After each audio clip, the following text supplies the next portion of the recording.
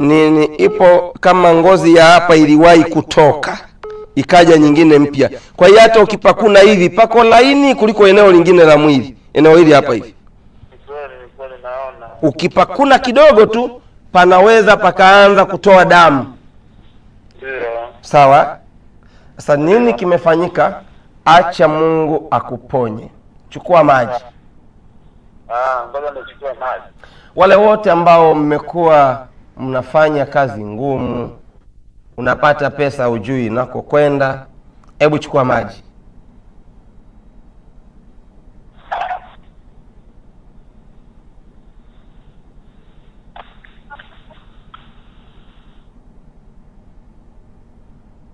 Chukueni maji. Yaani wewe unafanya kazi ngumu, na hata hiyo kazi ngumu ukishaifanya, ukipata pesa haijulikani inapokwenda. Huyo ndugu yangu simu yake imezima. Halo?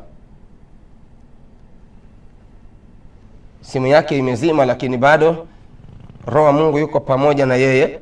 Chukueni maji. Naombea sasa maji yenu. Baba, kwa mamlaka ya jina la Yesu Kristo Mnazareti, mwana wa Mungu aliye hai, watu hawa Mungu Jehova ambao uchumi wao umekuwa ukisambaratika na wamekuwa wakiishi katika maisha ya dhiki, maisha ya shida. Imeandikwa katika Wakorinto wa pili sura ya 8 mstari wa 9, maana mmejua neema ya Bwana wetu Yesu Kristo, jinsi alivyokuwa maskini kwa ajili yenu, ingawa alikuwa tajiri, ili ninyi mpate kuwa matajiri kwa umaskini wake. Kumbe Kristo alishachukua agano la umaskini. Lakini katika Zaburi 34 mstari wa 10 neno la Mungu linasema, wanasimba hutindikiwa na kuona njaa, bali wamtafutao Bwana hawatahitaji kitu chochote kilicho chema. Na Isaya 61 mstari wa 3 Biblia inasema, kuwapa taji la maua badala ya majivu, mafuta ya furaha badala ya maombolezo, vazi la sifa badala ya roho nzito. Baba, kwa mamlaka ya jina la Yesu Kristo Mnazareti, mwana wa Mungu aliye hai, yeyote ambaye moyo wake umeumia, uchumi wake ni mgumu, maisha yake ni magumu, amekuwa ni maskini, kwa kuwa nguvu ya msalaba iliondoa roho ya umaskini, ilivunja nira ya umaskini, ilivunja madhabahu ya umaskini, ikapanda madhabahu ya utajiri, na mfungamanisha na nguvu ya baba yetu Ibrahimu aliyepewa agano la utajiri lisilokuwa na mwisho. Kila roho ya umaskini iliyokuwa ndani yako, unapokwenda kuyaoga maji haya ndani ya siku 7, roho ya umaskini iliyokuwa ndani yako, roho ya uchawi unaoleta umaskini iliyokuwa ndani yako, roho ya mafarakano inayoleta umaskini iliyokuwa ndani yako, vinakwenda kusambaratika katika jina la Yesu. Amen. Wale wote ambao mna tatizo la umaskini, una tatizo la uchumi mgumu, nitumie ujumbe kwenda namba 0652 87 00 00, alafu sema nakataa roho ya umaskini, niko tayari kuhudumiwa. Andika haya maneno kwamba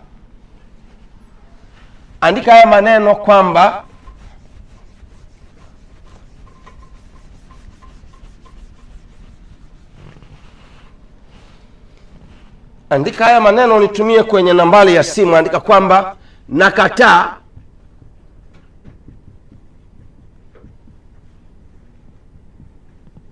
tena, usiseme roho, maana roho ni ndogo sana, lakini agano.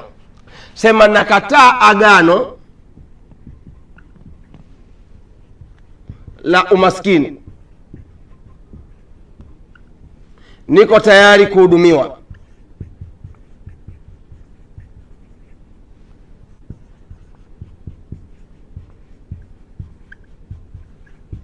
Sasa kwa nini nakwambia utume huu ujumbe kwenda kwenye nambari ya simu 0652 87 00 00? Maana yake ni kwamba kama unavyoona huyu ndugu ambaye yeye uchawi wake ni ule uchawi ambao wanatumia gamba la nyoka, ile gamba ambalo nyoka anajivua. Ndio maana nilivyomwambia shika hapa, utaona kama ngozi yake ni mpya, na kweli aliposhika akaona eneo hili hapa ngozi imechubuka, eneo lake ile hapa ngozi imechubuka. Huu ni uchawi ambao wanatumia gamba la nyoka katika kuharibu maisha ya mtu. Sasa na wewe mahala popote pale ulipo, sijui hapo ulipo nini kinaendelea kwako, lakini baada ya kuwa umenitumia ujumbe kwenda kwenye nambari ya simu 0652 87 00 0746 003 005 0658 335568. Ukituma tu ujumbe, umenipa kibali cha kukupigia simu mimi mwenyewe baadaye na kukuhudumia. Na ninatamka kwa hayo maji uliyoyashika sasa hivi, unapokwenda kuyaoga ndani ya siku 7, roho ya umaskini na agano la umaskini litakuwa limeng'olewa na damu ya Yesu Kristo Mnazareti, mwana wa Mungu aliye hai. Amen. Napokea simu nyingine, ndugu yangu. Najua hapo ulipo, kwanza nataka nizione wangapi wamekwisha kutuma message, na kama pia unayo sadaka yako, unaweza ukaiambatanisha sadaka yako ukaituma hapa nikaiona. Unaweza ukaambatanisha sadaka yako ukaituma nikaiona. Hebu niangalie. Oh yes, asanteni, maana mna support pia hivi vipindi kwa sadaka zenu. Oh yes, asante. Nakataa agano la umaskini. Oh yes, asante. Wala ambao mnatuma, tuma kwa mamlaka ya jina la Yesu.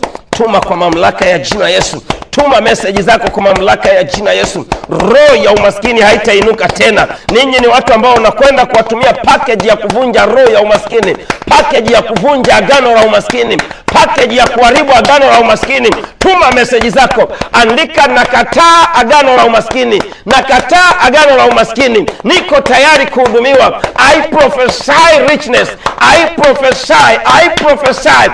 prophesy. Ninatabiri roho ya kufunguliwa, ninatabiri roho ya uchumi kuinuka nyumbani kwako, ninatabiri uchumi wako kuinuka, ninatabiri roho ya kuanzisha biashara, ninatabiri roho ya kumiliki pesa, ninatabiri roho ya kuinuka kwa uzao wako, ninatabiri roho ya kushinda darasani, ninatabiri roho ya kuinuliwa cheo katika jina la Yesu Kristo Mnazareti, mwana wa Mungu aliye hai. Tuma message zako. Tuma message, sema nakataa agano la umaskini, niko tayari kuhudumiwa. Ninyi ambao mnatuma hizi message ni watu ambao baada ya kuwa nimemaliza hiki kipindi mtapigiwa simu, mtasafishiwa, package zenu zitasafirishwa kuja mahala mlipo. Ni package maalum ambayo unaitumia kwa siku 7 tu. Ni package maalum ambayo utaitumia kwa siku 7 tu. Kwa nini siku 7? Kwa nini siku 7?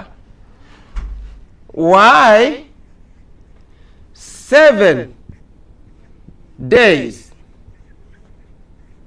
Mungu aliumba siku 6.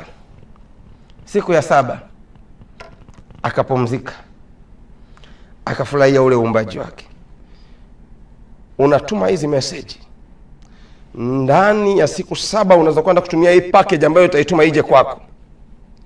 Kuna jambo la ajabu sana Mungu anakwenda kutenda. Lile agano la umaskini lililokuwa juu yako halitafanya kazi tena.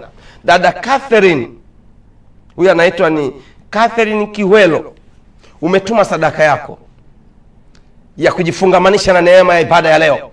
Na inua mikono kwa Mungu Jehova aliye hai kwa sadaka hii Catherine ambayo umeituma kama mwanamke uliyeamua kuwa mtu wa kwanza kutuma sadaka kwenye madhabahu hii leo. Agano lolote lile lililokuwa limetengenezwa kwako, liwe ni la umaskini, liwe ni la magonjwa, liwe ni la mafarakano, liwe ni la umauti, halitafanya kazi tena kwa sadaka hii katika jina la Yesu Kristo Mnazareti, mwana wa Mungu aliye hai. Amen. Headphones Leonard Mayaya, sadaka yako pia imefika. Lakini nipokee simu kwanza, afu nitarudi kwa wale ambao mnatuma sadaka zenu. Halo? Halo, Bwana Yesu asifiwe sana. Amina mtumishi. Naongea na nani na unapiga simu kutokea wapi? Unaongea na Joshua Mjengwa kutokea Naam? Joshua nani? Unaongea na Joshua kutoka Bukoba. Sasa bwana Joshua, ondoa kwanza sauti kwenye runinga yako. Ndio. Bukoba huko kijiji gani? Niko Bukoba mjini manispaa. Uko mjini manispaa.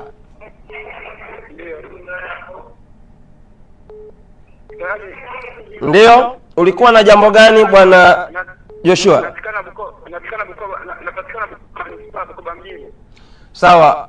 Asante. Unaweza ukapunguza kabisa sauti kwenye TV unisikilize kupitia kwenye simu? Tatizo langu mimi ni uchumi unashuka kila mara na nisipofanya kazi. Ndio ngoja nipunguze.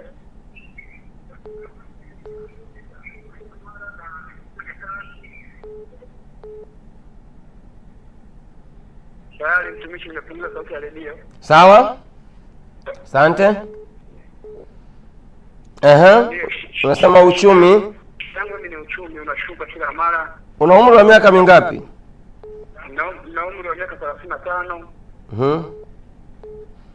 Unashughulika na kazi gani? Mimi nafanya shughuli za hotel management. Okay. Sawa. Eleza tatizo lako sasa. Tatizo langu mimi nabii ni uchumi wangu unashuka kila mara.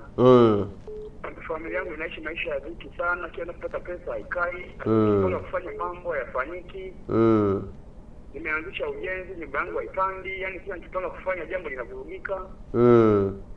Kwa mtumishi wangu unisaidie kwa namna moja kuingia nione hizi tatizo nitaliepuka vipi. Okay, Joshua sawa. Upo na nani hapo ulipo Joshua?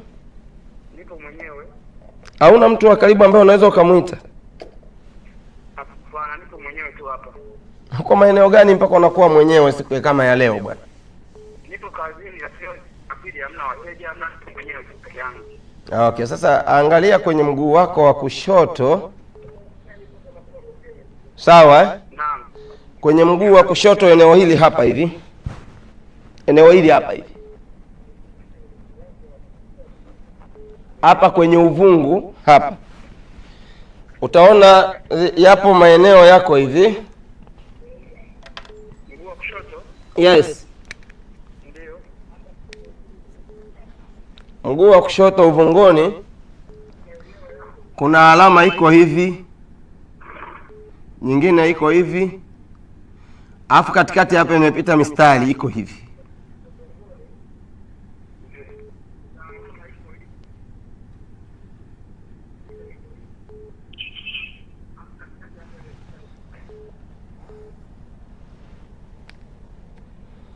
Ngoja wavute kidogo ili eneo hapa. Unaona hiki kitu hapa jinsi kilivyo? Nakiona. Unakiona hiki hapa hiki? Nakiona. Kiangalie kwenye nyayo ya mguu wako, kwenye eneo la uvunguni mwa mguu, utakiona kitu kiko namna hii.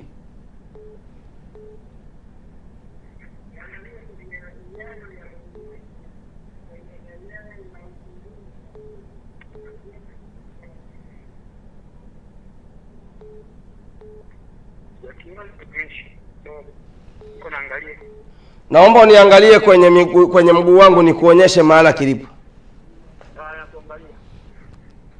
Angalia kwenye mguu, unaona huu mguu hapa? Mguu wa kushoto. Yes, kwenye mguu wa kushoto hapa. Sawa. Angalia hapa.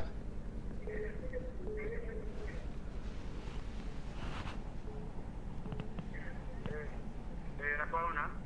Umeona eh? Ayachukua maji. Nitakufafanulia siku nyingine hiki ni kitu cha aina gani na kinatengenezwa kwa kutumia nini, na kwa nini mtu anayewekewa kitu cha namna hii lazima hata kama amesoma atazeeka akiwa maskini. Hata kama ni profesa atazeeka akiwa maskini. Ndio. Hiki wanakiita kitandu ni kitandu. Sawa.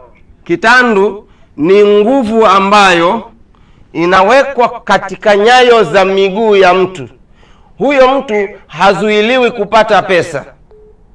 Pesa ataipata, lakini itakapokwenda hajui. Huyo mtu atapata pesa, lakini yatatokea matatizo kwenye familia. Kama ni ugonjwa, lazima hiyo pesa itakwenda. Kama ni msiba, lazima hiyo pesa itakwenda.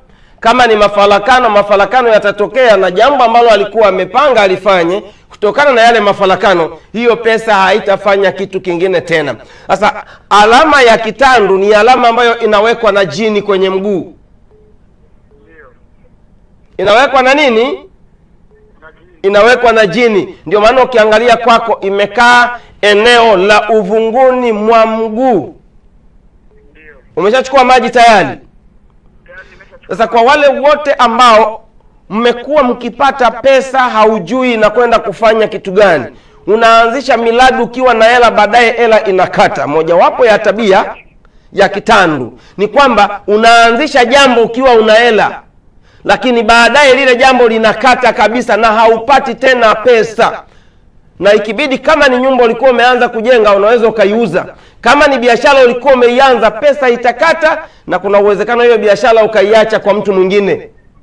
Lakini utakapotoka pale wewe kwenye kile kitu ulichokuwa unakifanya, hata kama ni eneo la kazi, wateja watakata. Utakapoondoka wewe, aliyeingia, maisha yanabadilika. Na unaona kabisa anaanza kuenjoy maisha. Kama ni kujenga ile nyumba yako, unaona anajenga, anamalizia. Kama ni eneo la duka, wewe umeshindwa biashara, mwenzako anakuja anauza sana. Kama ni eneo la ajira, ulikuwa umeajiriwa, wewe unaingia kwenye migogoro au upati wateja, mwenzako akija lile eneo unaona wateja wanakuja na anafanya vizuri. Huu ni uchawi ambao unawekwa na jini. Nitakuja kufundisha somo la kitandu. Kwa nini watu wengi wanapokanyaga katika eneo fulani maisha yanaharibika? Anapoanza kufanya jambo fulani maisha yanaharibika. Anapoingia kwenye ndoa maisha yanaharibika. Anapopanda cheo maisha yanaharibika. Kuna mtu akija tu kuishi nyumbani kwake maisha yanaharibika. Nini kinasababisha? Kama wewe pengine uko tayari na uko mbali sana, unahitaji kulijua hilo, endelea kutuma message zako kwamba nakataa agano la umaskini, nakataa agano la umaskini, niko tayari kuhudumiwa. Kwa hiyo nitakuwa ninahudumia mtu mmoja mmoja kupitia kwenye simu. Ndugu yangu Joshua, sema maneno yasema, kwa mamlaka ya jina la Yesu, kuanzia leo yote niliyoyafanya nimepata hasara. Kazi niliyo nayo hainipi faida. Elimu niliyo nayo haileti mabadiliko kwenye maisha. Uchawi wa kitandu kuanzia leo hautafanya kazi tena.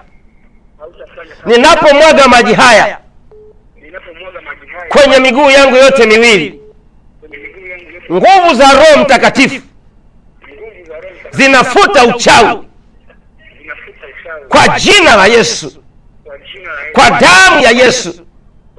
Kuanzia leo nimekuwa mtu wa baraka. Kila nitakapokanyaga, Bwana amenipa baraka za kumiliki na kutawala. Amen. Mungu akubariki. Sasa hayo maji utakuwa unamwagia kwenye miguu siku 3 tu. Unamwaga asubuhi tu, unamwagia kwenye miguu. Yaweke kwenye chombo kingine ili yawe mengi. Unamwagia kwenye miguu asubuhi tu. Leo no, kesho asubuhi, kesho kutwa na mtondogoo. Umemaliza. Siku moja utapiga simu hapa kutoa ushuhuda. Mungu amekufungua. Mungu akubariki. Wewe umekuwa ni ushuhuda. Wewe ni dhahabu. Hautakuwa takataka tena. Amen. Amen. Kata simu yako. Huyo ni ndugu yetu anayeitwa Joshua, ambaye yuko maeneo ya Bukoba mjini, Bukoba manispaa. Ni kijana tu wa umri wa miaka 35. Ameanza vizuri ujenzi wa nyumba yake. Nyumba haiendi popote tena. kazini hapati chochote. Nini kimesababisha? Huu ni uchawi wa kitu ambacho kinaitwa kitandu. Ni uchawi wa kitu ambacho kinaitwa kitandu. Kitandu ni alama ambayo mtu anawekewa chini ya miguu yake. Mtu anawekewa kwenye nyayo za miguu. Wanaweza wakaweka eneo lolote, lakini lazima iambatane na vitu vitatu. Inaambatana na mstari huu ambao wenyewe kwa huku unakuja kuwa mpana. Wanaweka kitu kipana. Hiki hapa ni kichwa cha nyoka. Kwenye huu mstari wa juu wanaweka kitu cha namna hii, ambako kwa huku kinakuwa namna hii. Hiki kinakuwa ni kichwa cha nyoka. Alafu namba 2, kuna kuwepo na mstari wa chini ambao unakuwa hauna kitu chochote, unakuwa umenyooka tu. Namba 3, kuna kuwepo na vitu viwili ambavyo ni vya duara. Kimoja kinakaa chini, kingine kinakaa juu. Alafu ile mistari inapita katikati. Ndugu yangu, kama una miguu miwili, jikague. Ukiona una jambo la namna hii, una kitu cha namna hii kipo miguuni mwako, huwezi kutoboa katika maisha. Huwezi kufanikiwa katika maisha. Hata kama una karama, hata kama una elimu, huwezi kufanikiwa katika maisha. Kuna wakati maisha utayaona yanakwenda, lakini utafika katika umri fulani maisha yatasimama. Hata uwe na elimu kiasi gani, hata uwe na cheo kizuri kiasi gani. Ndio maana unaweza kumwona kuna mtu mwingine si mlevi, lakini analalamika maisha yamegoma. Unaweza kumkuta kuna mtu mwingine amesoma, ameajiriwa, anakuambia bwana, sijui pesa inakokwenda. Nina mshahara lakini nina madeni mengi sana. Pesa alizokopa ajui zimekwenda kufanya kitu gani. Miradi aliyowekeza ile pesa hakuna chochote anachokipata. Naamini uko mahala ambapo vitu hivi vinaingia kwenye maisha yako ninavyovitaja hapa. Nitumie ujumbe kwamba Nabii Nyakia nakataa agano la umaskini, niko tayari kuhudumiwa. Lakini pia unaweza ukatuma sadaka yako kwenda kwenye nambari ya simu 0652 87 0000. Mungu akubariki sana. Kwa wale ambao mmetuma sadaka zenu, ndugu yangu Esther Mtemi, sadaka yako imefika. Unaona mmetuma wengi sasa. Nzuku Ngoda, sadaka yako pia imefika. Richard Mikael, sadaka yako pia imefika. Margaret Kisaji, sadaka yako imefika. Zawadi Edward Paulo, sadaka yako imefika. Suleimani Mdeme, sadaka yako imefika. Chazi Ilu, sadaka yako imefika. Leonard Mayaya, sadaka yako imefika. Jamani, sadaka ni nyingi. Sadaka ni nyingi, na ninyi nyote ambao mnaendelea kutuma sadaka zenu, nitawapigia simu mmoja baada ya mwingine. Narudia tena, ninyi ambao mnatuma sadaka zenu, nitawapigia simu na mnajifungamanisha na neema ya kutumiwa package. Hii ni package kwa ajili ya wale watu ambao wanakataa agano la umaskini lililobeba magonjwa, mafarakano, kushindikana kwa vitu.